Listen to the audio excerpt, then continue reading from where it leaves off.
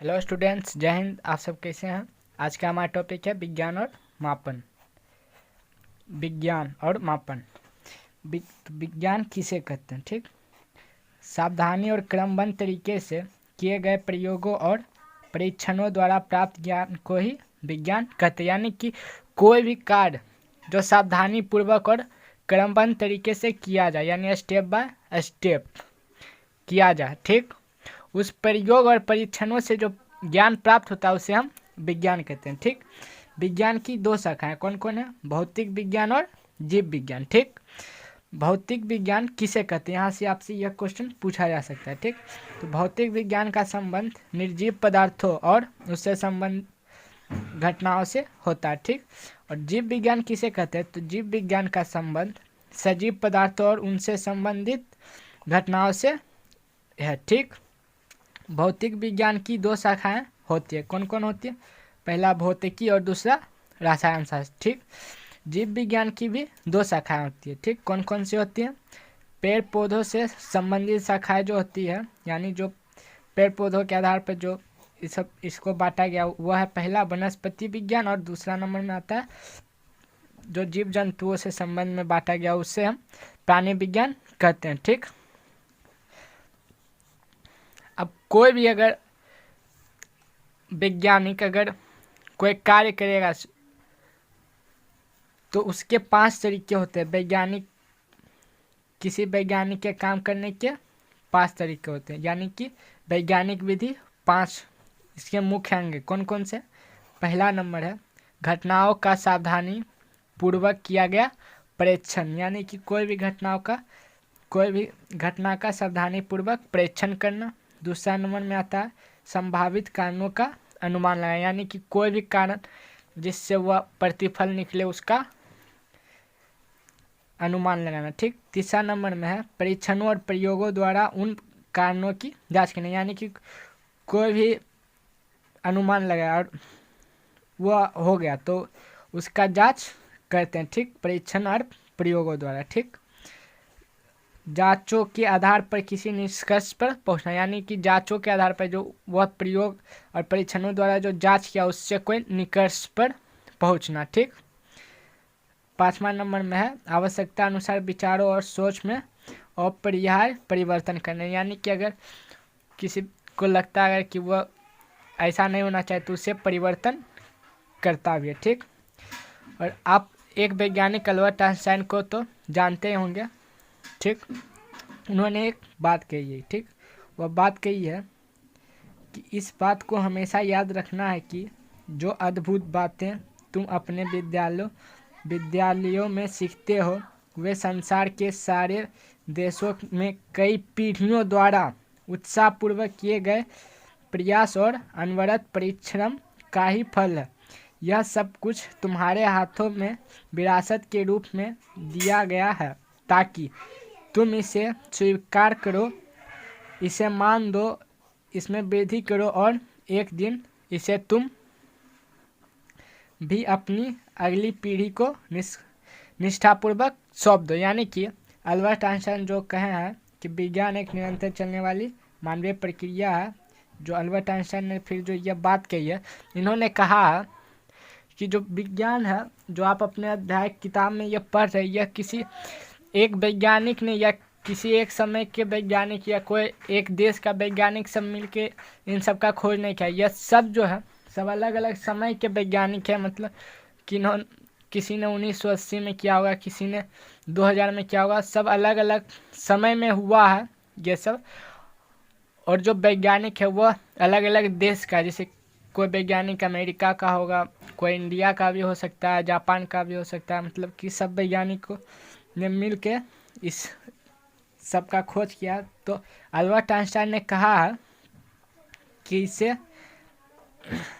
इसे आप विरासत की रूप में लीजिए और इसमें कुछ वृद्धि कीजिए और फिर इसे आप अपने अगले पीढ़ी को निष्ठापूर्वक सौंप दीजिए। ठीक, विज्ञान के बारे में समझ गया। मापन, तो मापन जो है विज्ञान मापन पर आधारित है। ठीक, अब यहाँ से आपसे यह क्वेश्चन पूछा जा सकता है कि विज्ञान किस पर आधारित है? तो विज्ञान मापन पर आधारित है। ठीक, और दूसरा नंबर में फिर यह क्वेश्चन पूछा जा सकता है कि मात्रक किसे कहते हैं। ठीक, तो किसी राशि की माप के लिए कुछ मानक मापों की आवश्यकता होती है। ठीक, इसी मानक को उस राशि का मात्रक कहते हैं। यानी कि जैसे लंबाई को मापने के लिए मीटर मानक का आवश्यकता होता है, तो उसे ही हम मीटर को ही लंबाई का क्या कहते हैं, मात्रक कहते हैं। ठीक, तो जैसे कि यहाँ देखिए, किसी राशि का परिमाण उसके मात्रक के साथ तुलना करता है। ठीक, यानी कि देखिए यह जो हुआ यह संख्या हुआ और यह मात्रक।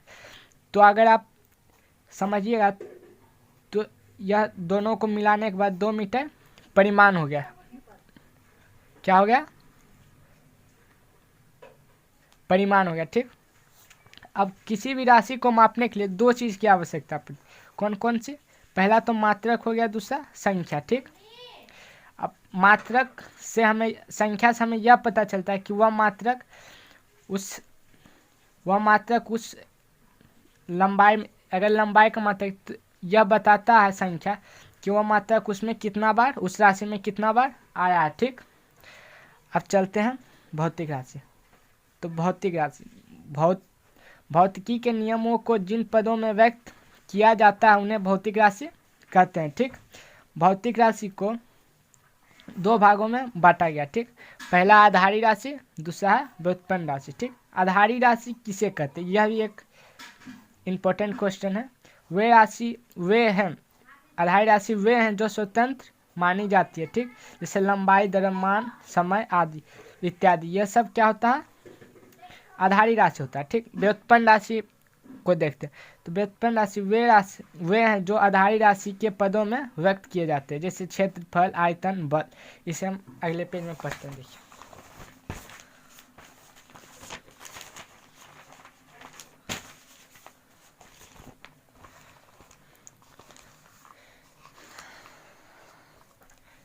ठीक, मात्रकों की पद्धति। ठीक, यहाँ पे आधारी राशि का मात्रक कौन होता है, आधारी मात्रक, और व्युत्पन्न राशि का जो मात्रक है उसे हम व्युत्पन्न मात्रक कहते हैं। ठीक, अब यहाँ पे उसका परिभाषा दिया हुआ आधारी मात्रक का, वह मात्रक है जो अन्य मात्रक पर निर्भर नहीं करता, उसे हम आधारी मात्रक कहते हैं।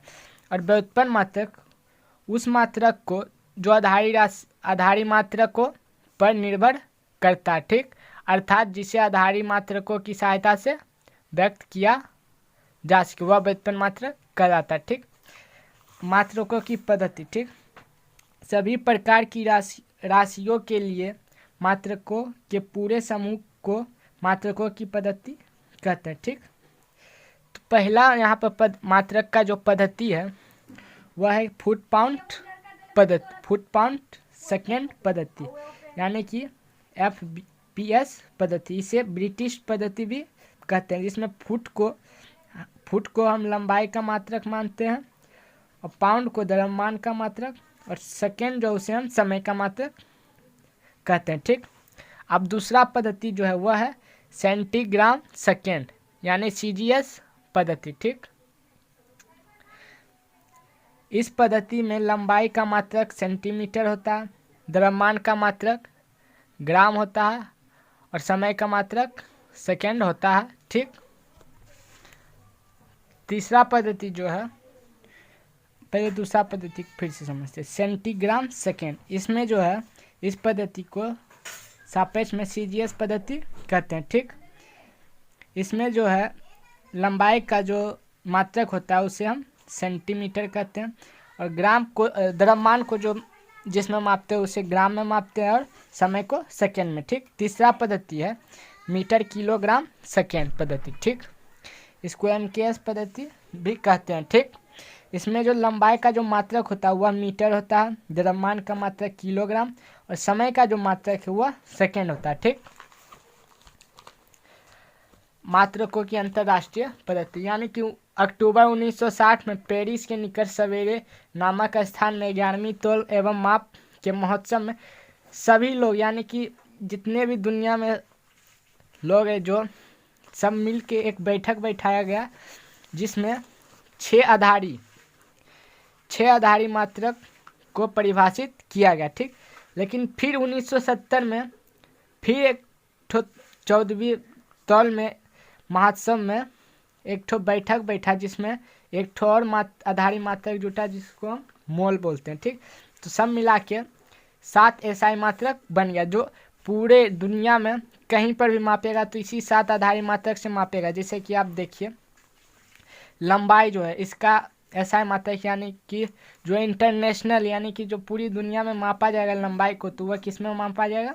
मीटर में। द्रव्यमान को किलोग्राम में, समय को सेकेंड में, विद्युत धारा को एम्पियर में, ताप या तापमान को केल्विन में, और ज्योति तीव्रता को कैंडेला में, और पदार्थ के परिमाण इसे हम मोल में मापेंगे। ठीक, तो इस 1970 में 7वां जो है आधारी मात्रक निकल गया जिसको हम मोल कहते हैं। ठीक, इसी दौर में एक संपूरक मात्रक भी निकाला गया। ठीक, संपूरक राशि को मापने के लिए, जैसे कि ये समतल कोण एक संपूरक राशि है जिसे हम रेडियन में मापते हैं। ठीक, और घन कोण जो है यह भी एक संपूरक राशि, इसे हम अस्टेरेडियन में मापते हैं। ठीक, अब यहाँ पर ध्यान दें जो लिखा हुआ है इस ये जो आपको 6 पहला दूसरा तीसरा चौथा पांचवा छठा, यह जो 6 लाइन आपको दिया हुआ है इसमें आपको बताया गया है कि जो भी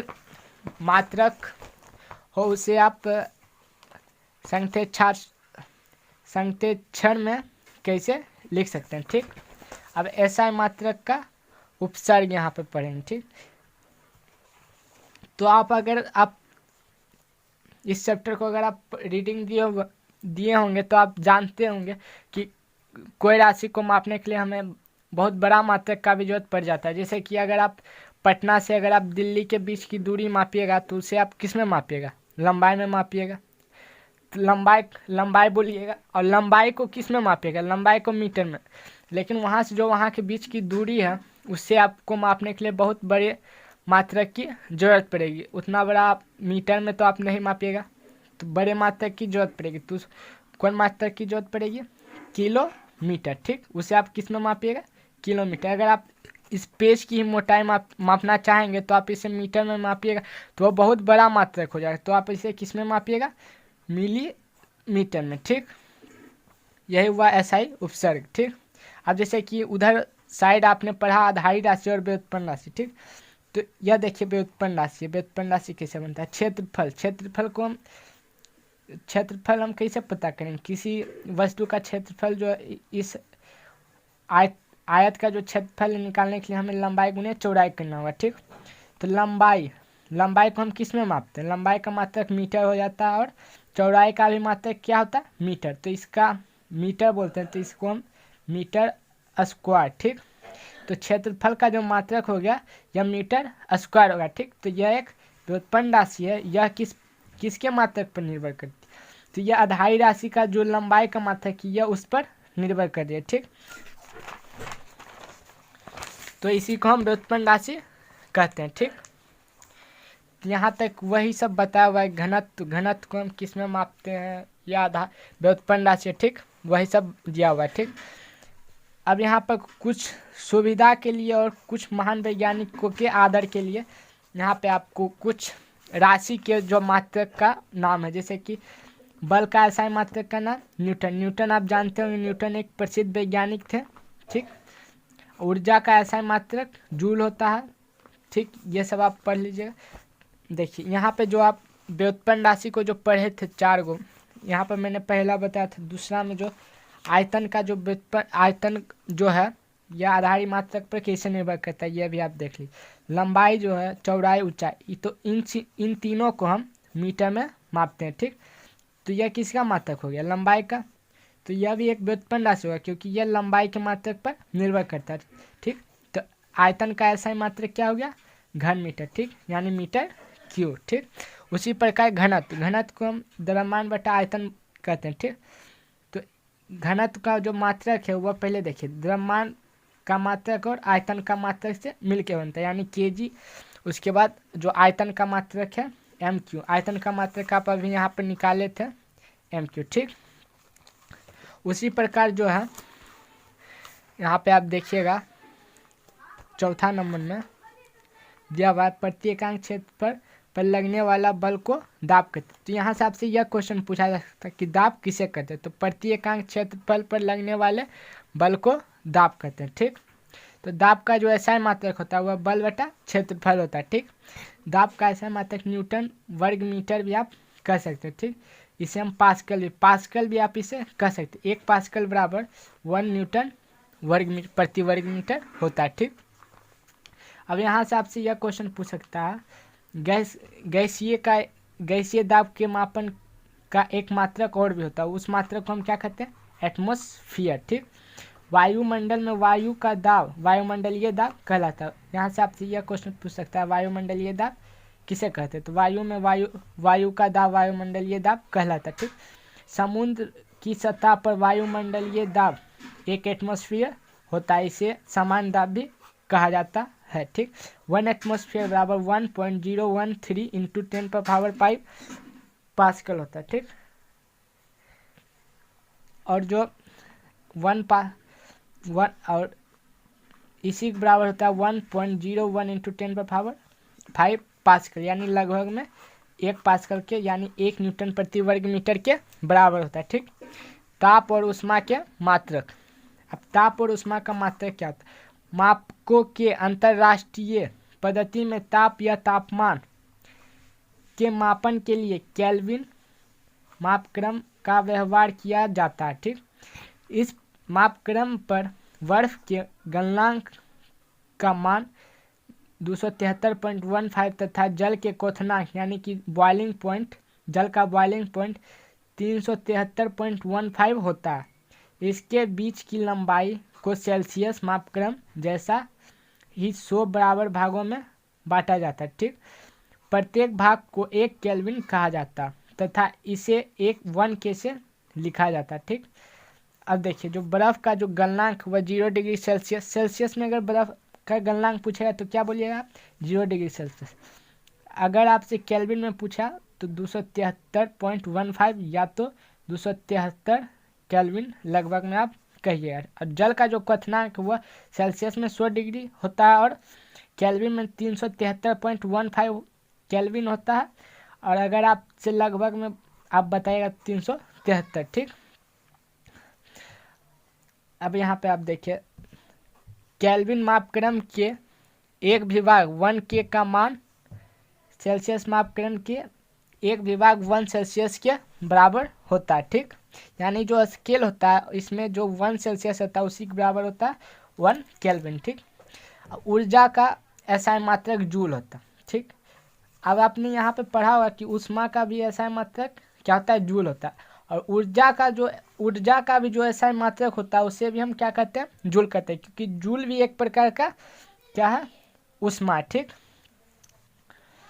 ऊर्जा यानी कि ऊर्जा भी जो है वह एक प्रकार का क्या है? ऊष्मा है। ठीक, इसलिए इसका भी एसआई मात्रक क्या होगा? जूल ही होगा। ठीक, ऊष्मा का एसआई मात्रक भी जूल होता है। ठीक, सीजीएस पद्धति में ऊष्मा का मात्रक कैलोरी, ठीक, जिसका संकेत Cl होता है। यानी कि जो आप सीजीएस पद्धति पढ़े थे यहाँ पे आप अभी यहाँ पे जो सेंटीग्राम सेकेंड पद्धति आप पढ़े सीजीएस, उसमें जो है ऊष्मा का एसआई मात्रक क्या था? उसमें जो है ऊष्मा का मात्रक था कैलोरी। ठीक, कभी कभी इससे बड़े मात्रक भी किलो कैलोरी, जैसे आप अभी यहाँ पे पढ़े होंगे मात्रकों का उपसर्ग। अगर आप बड़ा राशि को माप रहे हैं तो आप को उसके लिए बड़ा मात्रक चाहिए हुआ तो किलो कैलोरी। ठीक, यहाँ से आप किलो उठा के यानी कि वह कैलोरी उस मात्रक का जो है उसे आप 1000 से गुना कर दीजिएगा तो वह किलो कैलोरी में बदल जाएगा। ठीक, 1 किलो कैलोरी बराबर 1000 कैलोरी होगा। ठीक, देखिए यहाँ पे लिखा हुआ भी है 1 किलो कैलोरी बराबर 1 KCl, यानी कि 1 किलो कैलोरी बराबर 1000 कैलोरी। ठीक, अब 1 कैलोरी बराबर 4.186 जूल होता है। ठीक, आप इसे लगभग में 4.2 जूल भी कह सकते हैं। ठीक, तथा 1 किलो कैलोरी बराबर 4186 जूल, आप लगभग में इसे 4200 जूल भी कह सकते हैं। ठीक, यानी 4.2 किलो जूल। ठीक,